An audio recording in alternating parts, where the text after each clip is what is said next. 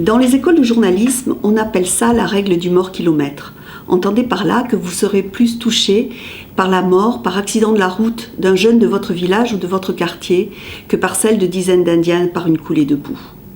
Plus la mort est proche, plus elle est incarnée, plus elle nous émeut. C'est logique, ou plutôt humain. Notre empathie, notre compassion naturelle ont leurs propres limites. Pourtant, dans la société hyper connectée qui est devenue la nôtre, nous sommes au courant de tout, tous les jours. Tous les jours, nous apprenons de nouveaux décès, de nouvelles morts. Une fois, ce sont des jeunes ou des militaires dans une avalanche. Le lendemain, à nouveau, la cible de terroristes, au Burkina Faso, en Turquie, au Pakistan. Tous les jours, ou presque, nous vivons en direct et en images la mort, ici, ailleurs. Prenons garde alors de ne pas nous laisser enterrer vivants. Prenons garde à ce que trop de mauvaises nouvelles, trop souvent, ne rognent notre appétence à nous projeter dans le futur, à espérer en ce monde, à espérer encore en notre aventure commune.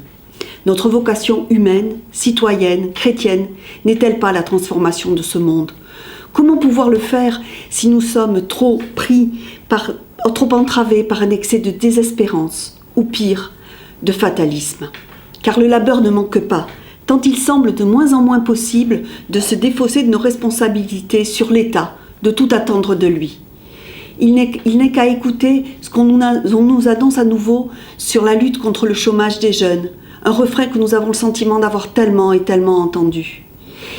Il n'est que réaliser à quel point la COP21 est retombée comme un soufflet, comme si tout avait été dit alors que tout reste à faire.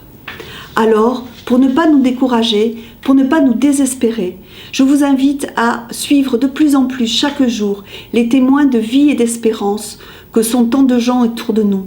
Et je vous invite à aller à la rencontre de cette jeune Égyptienne dont nous faisons le portrait cette semaine, Amani Latif. Elle nous entraîne vers des chemins d'espérance.